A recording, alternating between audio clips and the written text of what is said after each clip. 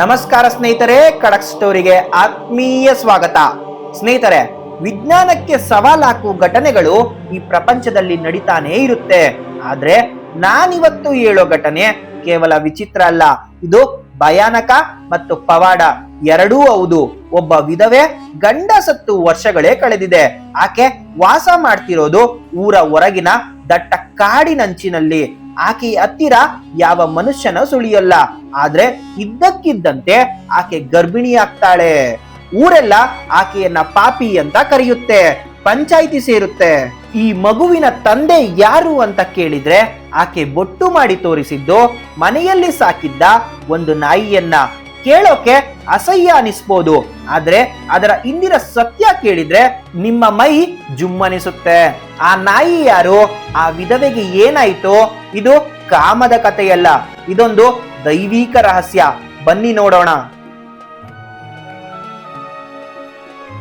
ಸ್ನೇಹಿತರೆ, ಕತೆ ಶುರುವಾಗೋದು ಉತ್ತರ ಭಾರತದ ನೀಂಪುರ್ ಅನ್ನೋ ಪುಟ್ಟ ಹಳ್ಳಿಯಿಂದ.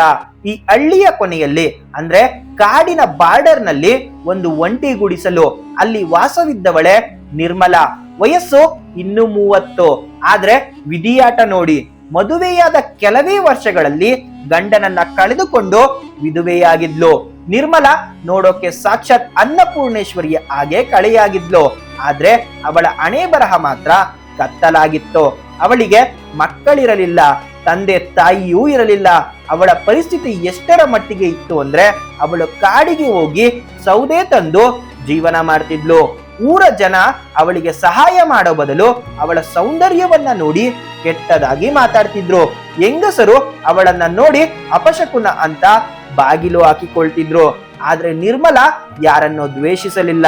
ತನ್ನ ಪಾಡಿಗೆ ತಾನು, ತನ್ನ ಗುಡಿಸಲು, ತನ್ನ ದುಃಖ, ಇಷ್ಟೇ ಅವಳ ಪ್ರಪಂಚ ಆಗಿತ್ತು. ಆದ್ರೆ ಸ್ನೇಹಿತರೆ, ವಿಧಿ ಅವಳ ಬಾಳಲ್ಲಿ ಒಂದು ಹೊಸ ಅಧ್ಯಾಯ ಬರೆಯೋಕೆ ಕಾದು ಕುಳಿತಿತ್ತು. ಅವಳ ಒಂಟಿತನವನ್ನ ದೂರ ಮಾಡೋಕೆ ಒಬ್ಬ ಅಪರಿಚಿತ ಅತಿಥಿಯ ಎಂಟ್ರಿ ಆಗೋ ಟೈಮ್ ಹತ್ತಿರವೇ ಬಂದಿತ್ತು. ಒಂದು ದಿನ ನಿರ್ಮಲ ಕಾಡಿನಲ್ಲಿ ಸೌದೆ ಕಡಿತಾ ಇದ್ಲು. ಸಂಜೆ ಆಗೋ ಸಮಯ, ಸೂರ್ಯ ಮುಳುಗ್ತಾ ಇದ್ದ. ಕಾಡಿನಲ್ಲಿ ಕತ್ತಲು ಆವರಿಸ್ತಾ ಇತ್ತು. ಆಗ ಇದ್ದಕ್ಕಿದ್ದಂತೆ ಒಂದು ದಟ್ಟವಾದ ಪೊದೆಯ ಹಿಂದಿನಿಂದ ವಿಚಿತ್ರವಾದ ಶಬ್ದ ಬಂತು. ನಿರ್ಮಲಾ ಎದರಿ ಹೋದಳು. ಯಾವುದಾದರೂ ಕಾಡು ಪ್ರಾಣಿ ಇರಬಹುದಾ ಅಂತ ತಿರುಗಿ ನೋಡಿದ್ಲು. ಅಲ್ಲಿ ನಿಂತಿದ್ದು ಒಂದು ಕಡು ಕಪ್ಪಾದ ನಾಯಿ. ಅದು ಸಾಮಾನ್ಯ ನಾಯಿಯ ತರ ಇರಲಿಲ್ಲ. ಅದರ ಎತ್ತರ, ಅದರ ಮೈಕಟ್, ಎಲ್ಲಕ್ಕಿಂತ ಮುಖ್ಯವಾಗಿ ಅದರ ಕಣ್ಣುಗಳು. ಆ ಕಣ್ಣುಗಳಲ್ಲಿ ಯಾವುದೋ ಒಂದು ಆಳವಾದ ಶಾಂತಿ ಇತ್ತು. ಸ್ನೇಹಿತರೆ, ಗಮನಿಸಿ, ಈ ನಾಯಿ ಅಲ್ಲಿಗೆ ಬಂದಿದ್ದು ಆಹಾರ ಹುಡುಕಿಕೊಂಡು ಅಲ್ಲ, ಅದು ನಿರ್ಮಲಾಳನ್ನೇ ಹುಡುಕಿಕೊಂಡು ಬಂದಿತ್ತು. ನಿರ್ಮಲಾ ಮೊದಲು ಭಯಪಟ್ಟಳು. ಆದ್ರೆ ಆ ನಾಯಿ ಬಾಲ ಅಲ್ಲಾಡಿಸುತ್ತಾ ಅವಳ ಕಾಲ ಹತ್ತಿರ ಬಂದು ಕುತ್ಕೊಳ್ತು. ಅಂದಿನಿಂದ ಆ ನಾಯಿ ಅವಳ ನೆರಳಾಯಿತು. ನಿರ್ಮಲಾ ಅದಕ್ಕೆ ಶಾಮು ಅಂತ ಹೆಸರಿಟ್ಟಳು. ಶಾಮು ಬರೀ ನಾಯಿಯಾಗಿರಲಿಲ್ಲ. ನಿರ್ಮಲಾಳಿಗೆ ಹುಷಾರಿಲ್ಲ ಅಂದ್ರೆ ಕಾಡಿನಿಂದ ಮೂಲಿಕೆ ತರ್ತಿತ್ತು, ಹಸಿವಾದ್ರೆ ಹಣ್ಣು ತರ್ತಿತ್ತು. ಊರ ಜನ ಅವಳನ್ನ ದೂರ ಇಟ್ಟಿದ್ರು. ಆಕೆ ಮೂಕ ಪ್ರಾಣಿ ಅವಳಿಗೆ ತಾಯಿಯ ಪ್ರೀತಿ ಕೊಡ್ತಿತ್ತು. ಅವರಿಬ್ಬರ ನಡುವೆ ಬೆಳೆದ ಸಂಬಂಧ ಊರಿನವರಿಗೆ ಅರ್ಥವಾಗದ ಒಂದು ಒಗಟ್ಟಾಗಿತ್ತು. ಕಾಲ ಉರುಳಿತು. ಒಂದು ರಾತ್ರಿ ಆಕಾಶವೇ ತೂತು ಬಿದ್ದ ಹಾಗೆ ಮಳೆ ಸುರಿಯುತ್ತಿತ್ತು. ಆ ಊರಿನಲ್ಲಿ ಅಂತ ಮಳೆ ಯಾರು ನೋಡೇ ಇರಲಿಲ್ಲ. ನಿರ್ಮಲಾ ತನ್ನ ಗುಡಿಸಿನಲ್ಲಿ ಮಲಗಿದ್ಲು. ಹೊರಗೆ ಚಳಿಯಲ್ಲಿ ಶಾಮು ನಡುಕ್ತಾ ಬಾಗಿಲ ಪರಚೋದಕ್ಕೆ ಶುರು ಮಾಡ್ತು. ಅದರ ಕಷ್ಟ ನೋಡಲಾಗದೆ ನಿರ್ಮಲಾ ಬಾಗಿಲು ತೆಗೆದು ಅದನ್ನ ಒಳಗೆ ಕರೆದ್ಲು. ಒದ್ದೆಯಾಗಿದ್ದ ಶ್ಯಾಮಲಾ ಅವಳನ್ನ ಒರೆಸಿ ಬೆಚ್ಚಗೆ ಮಲಗಿಸಿದ್ಲು. ಅಂದು ರಾತ್ರಿ ವಿಧವೆಯಾದ ನಿರ್ಮಲಾ ಮತ್ತು ಶ್ಯಾಮು ಒಂದೇ ಸೂರಿನಡಿ ಮಲಗಿದ್ರು.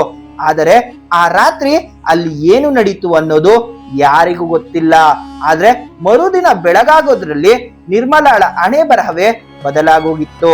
ದಿನ ಕಳೆದಂತೆ ನಿರ್ಮಲಾಳ ದೇಹದಲ್ಲಿ ಬದಲಾವಣೆ ಕಾಣಿಸ್ತು. ಅವಳಿಗೆ ವಾಂತಿ ಶುರುವಾಯಿತು, ತಲೆ ಸುತ್ತು ಬರ್ತಿತ್ತು.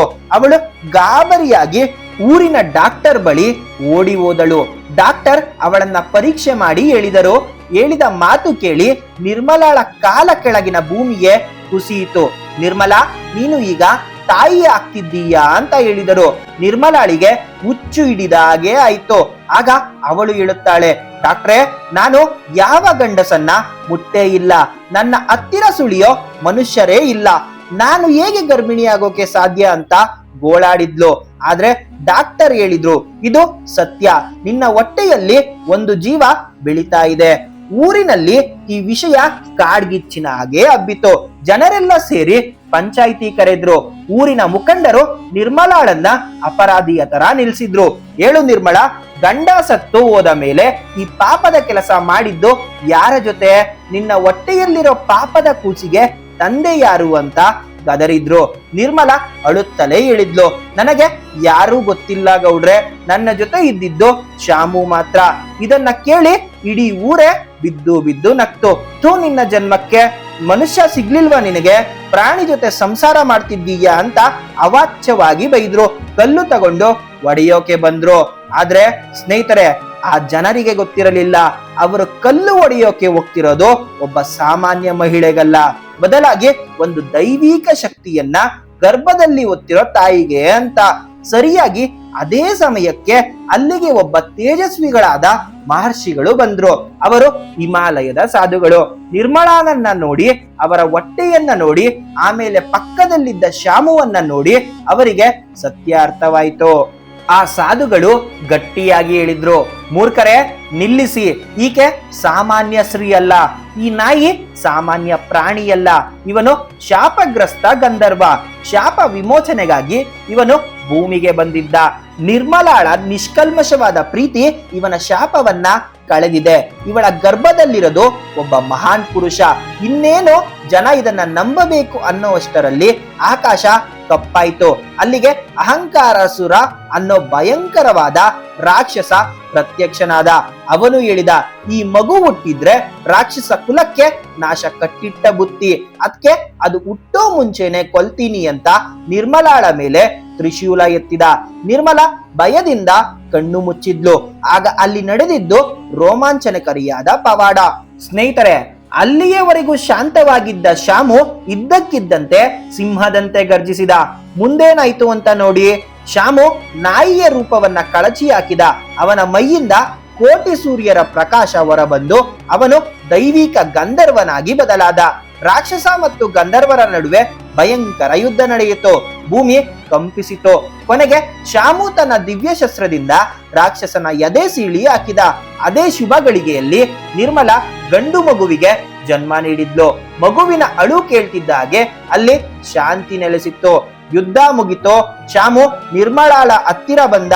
ನಿರ್ಮಲಾ ತನ್ನ ಪ್ರೀತಿಯಿಂದ, ನನ್ನ ಶಾಪ ಮುಗಿತು, ನಾನು ನನ್ನ ಲೋಕಕ್ಕೆ ಹೋಗ್ತೀನಿ, ಈ ಮಗುವನ್ನ ಜೋಪಾನವಾಗಿ ನೋಡ್ಕೋ ಅಂತ. ಇವನು ಧರ್ಮವನ್ನ ಉಳಿಸೋಕೆ ಹುಟ್ಟಿರುವ ಧ್ರುವ ಅಂತ ಹೇಳಿ ಮಾಯವಾದ. ಊರಿನ ಜನ ನಿರ್ಮಲಾಳ ಕಾಲಿಗೆ ಬಿದ್ದು ಕ್ಷಮೆ ಕೇಳಿದ್ರು. ಸ್ನೇಹಿತರೆ, ಈ ಕತೆ ನಮಗೆ 3 ಮುಖ್ಯ ವಿಷಯಗಳನ್ನ ಹೇಳುತ್ತೆ. ಮೊದಲನೆಯದ್ದಾಗಿ, ಬಾಯಿಯ ರೂಪ ಮುಖ್ಯವಲ್ಲ. ನಾಯಿ ಅಂತ ನಾವು ಅಸಹ್ಯ ಪಡೋದ್ರಲ್ಲೂ ದೇವರು ಇರ್ಬೋದು, ಯಾರಿಗೊತ್ತೋ. ಎರಡನೆಯದ್ದಾಗಿ, ಸತ್ಯಕ್ಕೆ ಜಯ. ಕಷ್ಟಗಳು ಬರ್ಬೋದು, ಆದ್ರೆ ಕೊನೆಗೆ ಗೆಲ್ಲೋದು ಸತ್ಯ ಮಾತ್ರ. ಮೂರನೇದಾಗಿ, ನಿಸ್ವಾರ್ಥ ಪ್ರೀತಿ. ನಿರ್ಮಲಾಳ ಪ್ರೀತಿಯೇ ಅವಳಿಗೆ ರಕ್ಷಾ ಕವಚವಾಯಿತು. ಸ್ನೇಹಿತರೆ, ನಿಮಗೇನನಿಸುತ್ತೆ? ಪ್ರಾಣಿಗಳ ಮೇಲಿನ ಪ್ರೀತಿಯಿಂದ ಪವಾಡ ಸೃಷ್ಟಿ ಮಾಡಬಹುದಾ? ನಿಮ್ಮ ಅಭಿಪ್ರಾಯವನ್ನ ಮರಿದೆ ಕಮೆಂಟ್ ಮಾಡಿ. ಈ ರೋಚಕವಾದ ಕತೆ ನಿಮಗೆ ಇಷ್ಟವಾಗಿದ್ರೆ ದಯವಿಟ್ಟು ಒಂದು ಲೈಕ್ ಕೊಡಿ. ಇದೇ ರೀತಿ ಮೈ ಜುಮ್ಮನಿಸುವ ಮಿಸ್ಟ್ರಿ ಮತ್ತು ಡಿವೋಷನಲ್ ಕತೆಗಳಿಗಾಗಿ ನಮ್ಮ ಖಡಕ್ ಸ್ಟೋರಿ ಯೂಟ್ಯೂಬ್ ಚಾನೆಲ್ ಅನ್ನ ಈಗಲೇ ಸಬ್ಸ್ಕ್ರೈಬ್ ಆಗಿ ಪಕ್ಕದಲ್ಲೇ ಇರುವ ಬೆಲ್ಲೈಕನ್ ಅನ್ನ ಒತ್ತೋದನ್ನ ಮರೆಯಬೇಡಿ. ಮುಂದಿನ ವಿಡಿಯೋದಲ್ಲಿ ಇದಕ್ಕಿಂತ ಅದ್ಭುತವಾದ ಕಥೆಯೊಂದಿಗೆ ಮತ್ತೆ ಸಿಗ್ತೇನೆ. ಅಲ್ಲಿಯವರೆಗೂ ಸ್ನೇಹಿತರೆ, ನಿಮ್ಮ ಆರೋಗ್ಯದ ಮೇಲೆ ಗಮನವಿರಲಿ.